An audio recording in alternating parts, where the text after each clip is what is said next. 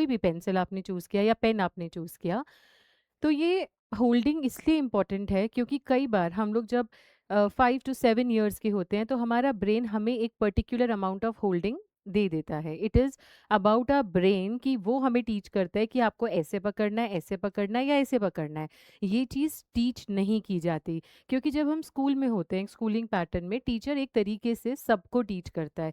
But ये हमारे brain का इंटरप्रिटेशन होता है, ये हमारी विजुअलाइज़ेशन होती है कि हम कैसे उस कमांड को इंटरप्रेट कर रहे हैं एंड हमारी फिंगर्स जो हमारी फाइन मोटर स्किल है वो किस तरीके से उस कमांड को आगे एग्जीक्यूट कर रहे हैं। तो होल्डिंग ऑफ पेन एक बहुत इंपॉर्टेंट है बिकॉज हमारे को जब स्पीड राइटिंग करनी होगी, स्पीड राइटिंग के लिए इट टोटली डिपेंड्स कि आप अपनी रिस्ट पर लिखते हैं, आप अपनी फिंगर से लिखते हैं, अपनी एल्बो से लिखते हैं, शोल्डर पे लिखते हैं। ये सारी different different forms of writing मैं अपने नेक्स्ट लेक्चर में आप लोगों को बताऊंगी। आज हम लोग ये समझते हैं कि क्या अलग-अलग तरीके की ग्रिप होती है? आप कहीं इन ग्रिप्स में फॉल इन तो नहीं करते? एंड अगर है भी, तो उसकी हमें करेक्शंस आगे कैसे करनी है? तो सबसे पहले समझते हैं, एक ये बहुत कॉमन ग्रिप है आजकल विच is called this Washington grip. इस ग्रिप को क्या होता है, इसमें हम पेन को बिल्कुल स्ट्रेट पकड़ते हैं, ऐसे। मतलब हम हमारा जो पेन है वो इस जगह पर रखते हैं एंड ये होल्डिंग ऐसे हो जाती है। This is called this Washington grip. इस वाली ग्रिपिंग में एक्चुअली प्रॉब्लम क्या आती है कि हम बिल्कुल टिप से लिखते हैं। जैसे मैंने आपको लास्ट क्लास में बताया था, there are two kind of tip pattern. एक second. There are two kind of tip patterns, this standing tip and this taper tip. तो जब भी हम वॉशिंगटन ग्रिप में कोई भी पेन का यूज़ करें, whatever pen belongs to which kind of a tip, उसका प्रेशर पेपर पर हाई आता है। And as I said earlier, अगर हमारा प्रेशर पेपर पे हाई होगा तो हमारी स्पीड कभी नहीं आ पाएगी। सो अगर हमारा मेजर फोकस स्पीड राइटिंग की तरफ है तो उसके लिए हमें अपनी टिप्स को ध्यान देना पड़ेगा, अपनी ग्रिप को एनालाइज करना पड़ेगा कि कहीं हम वॉशिंगटन मॉन्यूमेंट तो नहीं लिखते हैं। सो ये वॉशिंगटन जो टिप है ये बिल्कुल स्ट्रेट पेन को बोला जाता है एंड ये शुड बी अवॉइडेड। बट एक चीज़ मैं आपको बहुत आराम से समझा रही हूँ, अगर अब एट एन एज ऑफ से आफ्टर 15+ ईयर्स अगर आपकी एक पर्टिकुलर ग्रिप है, मैं ये कहती हूँ कि अगर सपोज आपकी वॉशिंगटन टिप ग्रिप भी है, तो then there is no point of changing that grip. Why no point? Because ये हमारी ब्रेन का एक विजुअलाइजेशन है जो हमने अपने हैंड के अंदर लिया, तो अब इसको चेंज करना इज़ लिटिल डिफ़िकल्ट। हम लोग as an handwriting expert क्या करते हैं, आपकी जो भी ग्रिप होती है उस पे चेंज करने की बजाय उसी एग्जिस्टिंग ग्रिप में we give you a new writing pattern and yes that is very very much possible, उसमें कोई प्रॉब्लम नहीं आती। ये चीज़ हम जैसे जैसे जो भी हम लर्निंग कर रहे हैं आप अपनी पर्टिकुलर ग्रिप पे कीजिए। बस ये मैं सिर्फ आपको एक नॉलेज देने की कोशिश कर रही हूँ कि कई बार कई स्टूडेंट्स इस चीज़ को लेके बहुत ज़्यादा पैनिक कर जाते हैं कि मैम देखिए हमारा तो पेन हम ऐसे होल्ड करते हैं तो क्या इसमें राइटिंग इम्प्रूवमेंट हो सकती है? Writing improvement is script based. आप समझिए there is a difference between the script and the holding. जो हम स्क्रिप्ट लिख रहे हैं, बी इट हम रोमन कर्सिव पे लिख रहे हैं, हम ओल्ड इंग्लिश पे लिख रहे हैं, उसका हमारी होल्डिंग से कोई लेना देना नहीं होता है। सो इसलिए इस चीज़ को लेकर तो अपने माइंड से एक मिथ हटा दीजिए कि मैम मैं तो ऐसे पेन पकड़ता हूँ तो क्या मेरा ये इसमें हमारी राइटिंग इम्प्रूव हो पाएगी? ज़रूर हो पाएगी। But this is a Washington grip. दूसरे टाइप की ग्रिप होती है, ये हमारी फर्स्ट, जो कि नॉर्मली हमने देखा कि कई हमें अब तो बहुत ज़्यादा प्रेवलेंट मिल रहा है। Then we have this overlap thumb grip. Overlap thumb का मतलब होता है कि हम अपने थंब, इस थंब की पोजीशन को आगे रखते हैं। अगर मैं वैसे बताऊं दिस वे, ये आपने देखा होगा ये आपने देखा होगा कि हम लोग काफ़ी स्टूडेंट्स जो जैसे अगर हम आईबी बोर्ड स्कूल्स में देखें या अगर हम थोड़ा अब्रॉड स्टूडेंट्स को देखें, इंडिया में भी अब ये वाली ग्रिप काफ़ी प्रिवलेंट हो रही है। तो इसको बोलते हैं ओवरलैप थंब ग्रिपिंग। इसके अंदर एक प्रॉब्लम आती है कि जब हम लिख रहे होते हैं, so we are unable to see कि नीचे अल्फ़ाबेट क्या जा रहा है। हाँ, क्यों? बिकॉज हमारे थंब आगे है, हम यहाँ पीछे से हमारी आइज़ है, हमारी आइज़ एक पर्टिकुलर विसिनिटी को कवर करती है। सो देन उसके अंदर ऑन कर देना। उसके अंदर क्या होता है कि जैसे अगर हमने इसको ऐसे रखा आगे, तो हमारा ये वाला जो फिस्ट है ये पेपर पर होता है एंड लिखते वक्त हमें नज़र नहीं आता है कि हमारा आगे का अल्फ़ाबेट क्या जा रहा है।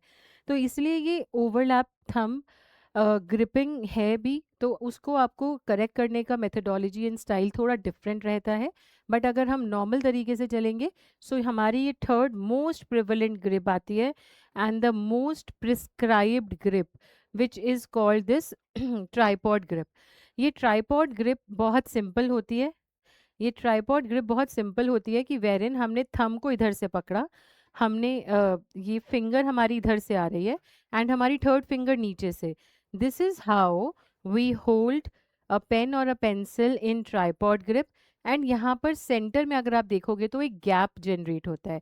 जैसे मैंने अपनी लास्ट क्लास में बताया कि जब हम हेक्सागोनल पेंसिल्स का यूज़ करते हैं, सो देखिए जैसे अब ये हेक्सागोनल पेंसिल है, तो अगर हम इधर से थंब रखा, इधर से पेंसिल, एंड नीचे से जब हम इस थंब को रखते हैं, तो हमारा सेंटर में एक स्पेस क्रिएट हो रहा है। ये जो स्पेस है यही हमारी इधर की मूवमेंट को हेल्प करता है।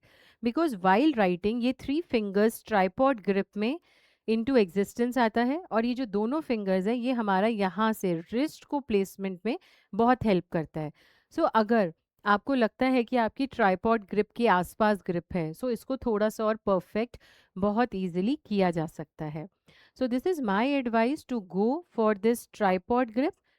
एंड उसमें हमें बहुत ध्यान से देखना चाहिए कि हमारा कहीं ये दोनों फिंगर्स इसके साथ जॉइंट तो नहीं जा रहे हैं, because keeping these two fingers separated from these three fingers is an ideal method to go for the tripod grip. तो आई गेस ये ग्रिपिंग का हमें पूरा क्लियर है कि हम लोग किस ग्रिपिंग की कैटेगरी में फॉल करते हैं। इसके अलावा भी अगर आपको लगता है कि यस मैम मेरी कुछ और तरीके की ग्रिपिंग है, अच्छा लेफ्ट हैंडर्स के लिए कुछ स्टूडेंट्स पूछते हैं मुझसे, तो अगर सपोज आप लेफ्ट हैंडर हैं तब भी ये तीनों ग्रिपिंग एप्लीकेबल हैं। मतलब लेफ्ट हैंडर होने के बाद भी आप इनमें से कोई भी ग्रिपिंग को होल्ड कर सकते हो, ऐसा कोई प्रॉब्लम नहीं होती है। लेफ्ट हैंडर्स के लिए छोटी छोटी चेंजेस आते हैं, वो अभी मैं आपको इसी वीडियो में एक्सप्लेन कर दूंगी। So all of you who are who are left handers, and अगर आपको राइटिंग में कहीं भी इशू आ रहा है तो सबसे पहले ग्रिपिंग का देखिए, इसमें कोई फ़र्क नहीं होता in the right handers and the left handers. So आप इजीली इस पॉइंटर पर जा सकते हो। जहाँ पर लेफ्ट हैंड राइटर्स के लिए अगर मुझे डिफरेंस मिलेगा मैं वो आपको साथ साथ बताती हुई जाऊंगी, तो इसलिए अभी के लिए तो नथिंग टू वरी।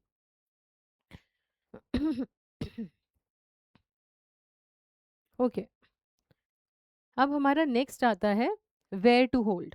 ठीक है भाई, हमने होल्डिंग देख लिया, हमारी ट्राइपॉड ग्रिप होल्डिंग है, हमारी थंब आगे की होल्डिंग है, वो सब ठीक है। बट होल्ड करना कैसे है, next step is where to hold.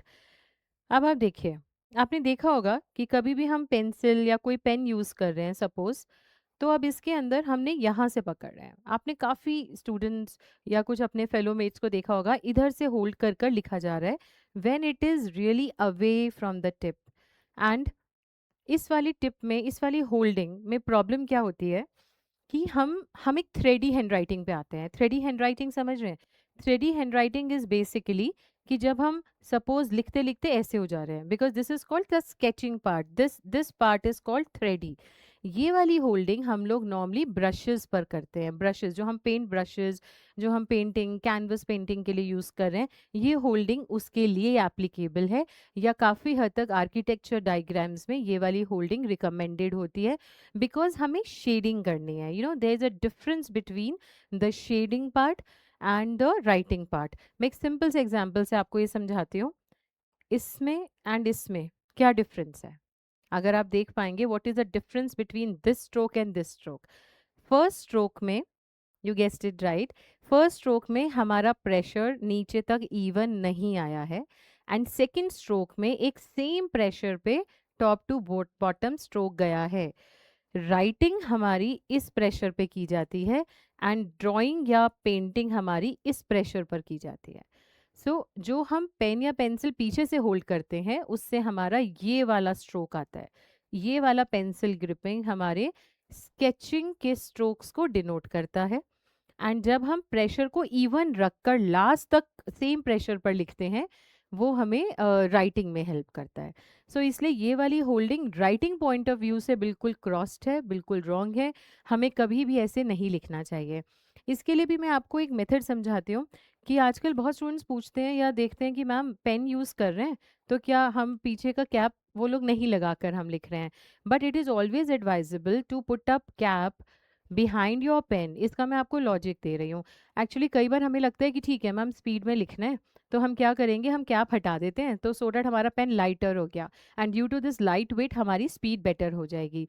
But अगर हम इसका एक अलग एंगल देखें तो उसमें क्या होता है जैसे आपने पीछे से कैप लगाया तो इस कैप में आपको यहाँ से एक हाइट मिल गई, मतलब आपका जो फिस्ट है ये एक पर्टिकुलर हाइट को कैप्चर कर रहा है, एंड ये जो हाइट हमें यहाँ पर मिली, इससे हमारा ये बैलेंस बन जाता है between your holding area.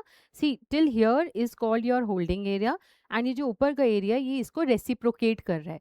Reciprocate मतलब this area is giving that support, this area is giving this edge to here to this pen in order to write smoothly। And काफ़ी हद तक अगर हम देखें तो एक साइंस का फिनोमिना है कि अगर हम पीछे से एक वेट यहाँ पर दे रहे हैं, तो सिंस द इंक है वो फ्लूड की फॉर्मेट में है, वो जेल बेस्ड है, तो उसका इंक का फ्लो आपको बेटर मिलेगा एज कम्पेयर टू अगर हम बिना कैप के लिख रहे हैं। सो ये चीज़ एक एडिशनल उसमें थी। Coming back to the point, तो हमने जब इसको पीछे से होल्ड किया तो दिस इज एंटायरली रॉन्ग, हम इसको वो नहीं करेंगे। अब बात आ रही है कि होल्ड करें कहाँ से। तो ये जो राइट ग्रिपिंग है आपकी, ये approximately 3 mm away from the tip रहता है। बट अब इसमें भी है कि हम कैसे उस चीज़ को नोटिफाई करेंगे कि हमें कहाँ से होल्ड करना है। शॉर्टकट बता रही हूँ कि आपको where this sharpen and finishes, I repeat where this sharpen end of the pencil finishes, यहाँ से आपको पेंसिल को पकड़ना है। इन केस ऑफ पेन, हर पेन में एक ही पर्टिकुलर मार्जिन गिवन होता है, ठीक है, देयर इज अ मार्जिन। जैसे अब मैं इस पेन की बात करूं तो there is a red portion जो कि मेरे लिए डिफाइंड है कि ये मेरा मार्जिन है, एंड हम उसके बाद अपने पेन को होल्ड करेंगे।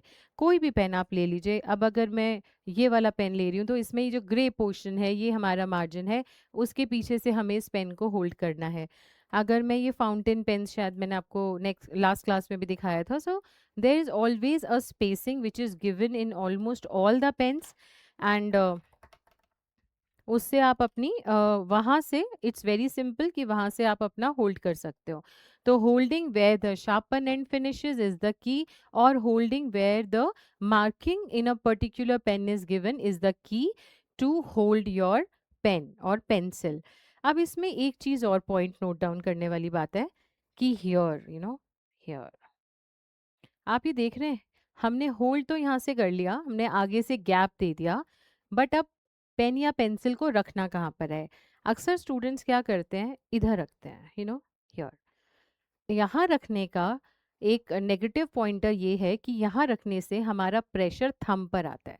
कुछ लोग बोलते हैं ना कि उनके यहाँ पर रिस्ट पेन हो रहा है, सो वो जो रिस्ट पेन है वो इधर रखने से आ रहा है, बिकॉज जब भी हम इधर पर अपने पेन को रखते हैं तो हमारा total pressure is coming on a thumb.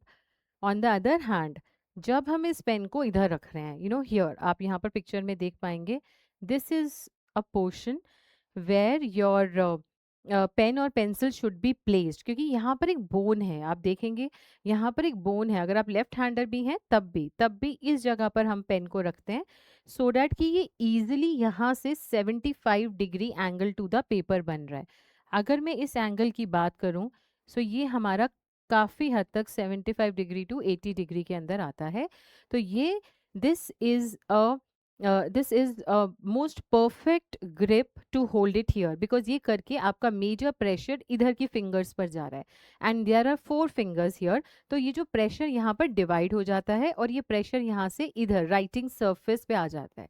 तो आपका thumb, because thumb is a major portion जहाँ से हमारी रिस्ट पेन स्टार्ट होती है, एंड धीरे धीरे हम अपना स्टैमिना लूज कर देते हैं, एंड काफ़ी हद तक हम लास्ट में आकर एक स्क्रिबल राइटिंग पर आ जाते हैं।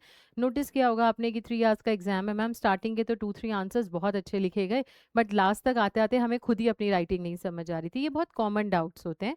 उसके लिए हमें ये जो अभी स्टार्टिंग की हम लोग क्लासेस ले रहे हैं, इससे आपका एक बेस तैयार हो जाएगा। देखिए फॉर्मेशंस, प्रैक्टिकल पार्ट तो आपको कहीं भी मिल जाएगा आपको लगेगा मैम मार्केट से कर्सिव राइटिंग नोटबुक्स ले आते हैं, उससे ठीक हो जाएगी, बट उस सब में ये इंस्ट्रक्शंस या ये जो लॉजिक मैं आपको समझा रही हूँ ये नहीं गिवन होता है। इसलिए I have put in my expertise of over the decades in order to provide you कि भाई कैसे इस चीज़ को हमें करना है। तो आपको आई गेस ये पोजीशन समझ आ गई है, होल्डिंग हमें समझ आ गई है, ग्रिपिंग समझ आ गई है. So I guess this part is clear. This amount of a holding is valid for both right handers and for the left handers. All right. Now अब हम एक अलग इम्पॉर्टेंट कॉन्सेप्ट ले रहे हैं, which is called paper placement. Choice of paper के बारे में मैंने अपनी लास्ट वीडियो में बहुत डिटेल में बताया था. सो हमें ये क्लियर है कि हम कोई भी जो जीएसएम पेपर ले रहे हैं, हम ब्लैंक शीट्स पर लिख रहे हैं, हम रूल शीट्स पर लिख रहे हैं.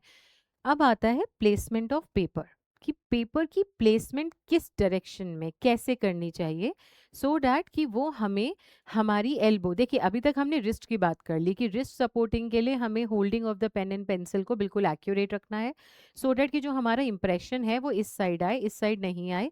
तो ये चीज़ हमने क्लियर कर ली. अब उसके बाद आता है ये राइटिंग हमेशा 3 पोर्शन से लिखा जाता है, आपकी इधर रिस्ट से, then your elbow and then your shoulder part. तो हम एक एक करके मैं आपको हर एक बोन की स्ट्रेंथनिंग के बारे में बताती रहूंगी.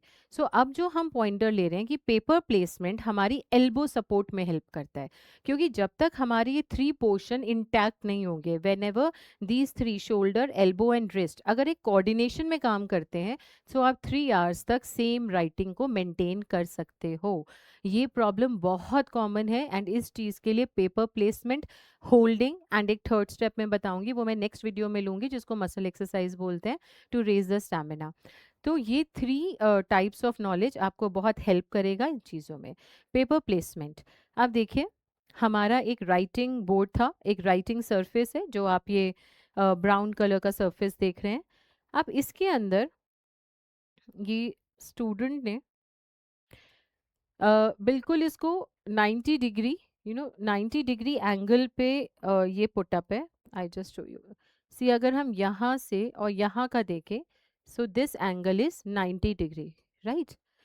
So this 90 degree of angle is not accurate because this is a wrong paper placement. जब भी हम किसी भी, चाहे लाइन शीट पर लिख रहे हैं चाहे ब्लैंक शीट पर लिख रहे हैं, होल्डिंग अपार्ट, अब जैसे ये वो वाली होल्डिंग है जो मैंने आपको बताया कि जहाँ से आपको रिस्ट में पेन हो सकता है, ये थोड़ा सा और यहाँ पर आना चाहिए था होल्डिंग. बट अभी हम पेपर प्लेसमेंट की बात कर रहे हैं. सो पेपर प्लेसमेंट के अंदर this straight paper should never be kept on an surface, because इससे आपको प्रॉब्लम होगी.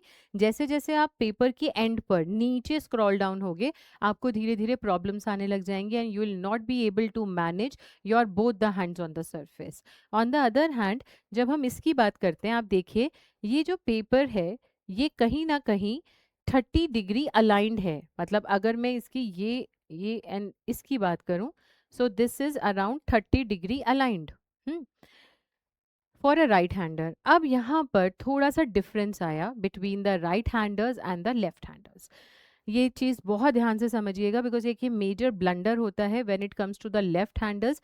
या राइट हैंडर भी अगर कभी अपनी पेपर प्लेसमेंट गलत लें, तो वो बहुत देर तक एक स्टैमिना मेंटेन नहीं कर पाते in order to write on the paper. So जो राइट हैंडर्स हैं, वेरी सिंपल, उनका राइट एज, पेपर का राइट एज 30 डिग्री ऊपर होता है. And for the left handers उनका पेपर का लेफ्ट एज 30 डिग्री ऊपर होता है. I repeat this because this is one of the major pointers, कि for the right handers your paper placement, just a second, your paper placement should be right hand side, your right edge should be 30 degree upwards, and for the left handers and for the left handers आपके paper का left edge, this left edge should be 30 degree upwards, right. This is very much clear and I guess यहाँ से हमें ये समझ आ गया होगा कि हमें पेपर की प्लेसमेंट ऐसे या ऐसे करनी है. एंड 30 डिग्री, कई बार लेफ्ट हैंडर्स को मैंने देखा है कि वो बहुत ज़्यादा पेपर को एकदम 90 डिग्री पे शिफ्ट करके अपनी बॉडी को भी पूरा लेफ्ट साइड अलाइन करके लिख रहे होते हैं. बट डियर एक बात समझिए कि जब आप एग्ज़ाम देने जाते हैं, यू नेवर नो आपको वहाँ पर डेस्क क्या मिल रहा है।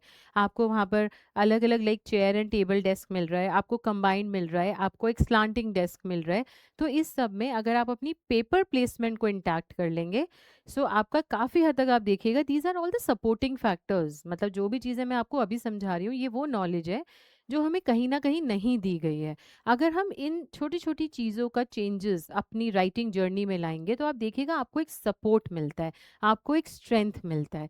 सो हमें उन चीज़ों पे यहाँ पर काम करना है and I guess for right handers and for left handers this is clear. Although ये जो थ्योरेटिकल पोर्शन है अबाउट दिस, ये मैंने अपने पीडीएफ सेक्शन में भी अपलोड किया है, जहाँ से आप नोट्स को डाउनलोड करेंगे। तो specially for right handers and left handers मैंने अलग-अलग अपलोडिंग दी है। सो वहाँ से आप डाउनलोड करके इन सारे पॉइंटर्स को अच्छे से रीड भी कर सकते हैं एंड अपने लिए एक अपना लिटरेचर प्रिपेयर कर सकते हैं कि मैं मेरा एज एन इंडिविजुअल मेरी सपोज होल्डिंग ये वाली है और मुझे ये रखनी है।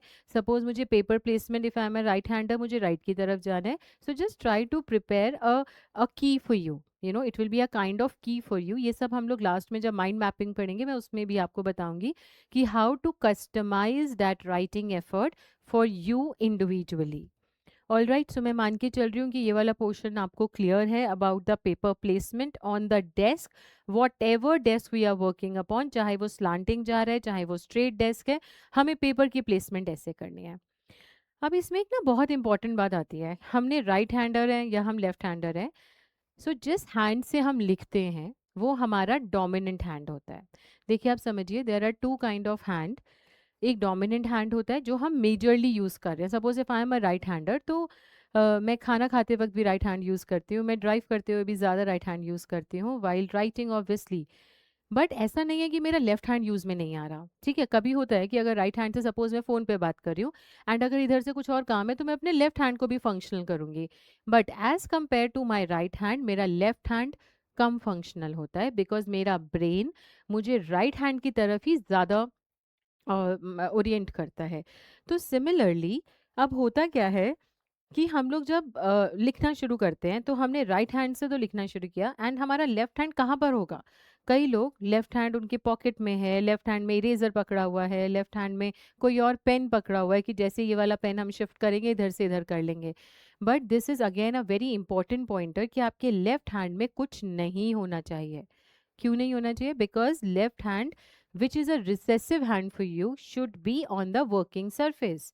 इन शॉर्ट कहने का नेचुरल ये है कि अगर आपका राइट हैंड डोमिनेंट हैंड है और आप उससे लिख रहे हो, तो आपका लेफ्ट हैंड भी उस पेपर पे सरफेस पे होना चाहिए। चाहे आप उससे उस पेपर को होल्ड कर सकते हैं, जैसे आप इस पिक्चर्स में देखेंगे। सो दोनों पिक्चर्स में जो लेफ्ट हैंड है, ये राइट हैंड की पिक्चर है, सो जो लेफ्ट हैंड है वो भी हमारा पेपर पर है। उस पेपर को हम ऊपर या नीचे, जैसे होता है ना कि in order to maintain speed, जब मैं स्पीड राइटिंग वाली आप मेरी वीडियोस में देखिएगा, मैंने ये पॉइंटर बहुत एक्यूरेटली डाला हुआ है कि स्पीड राइटिंग का फर्स्ट स्टेप होता है कि आपकी आई हैंड कोऑर्डिनेशन, आपका ब्रेन हैंड कोऑर्डिनेशन बिल्कुल हैंड इन हैंड जाना चाहिए। तो उसके लिए ये बहुत इंपॉर्टेंट है कि आप लेफ्ट हैंड से अपना ऊपर करते जाइए, ठीक है, एंड नीचे लिखते जाइए, सो दैट पेपर के एंड तक आते आते आपकी speed and consistency of the writing बिल्कुल सेम पैटर्न में चल रही है।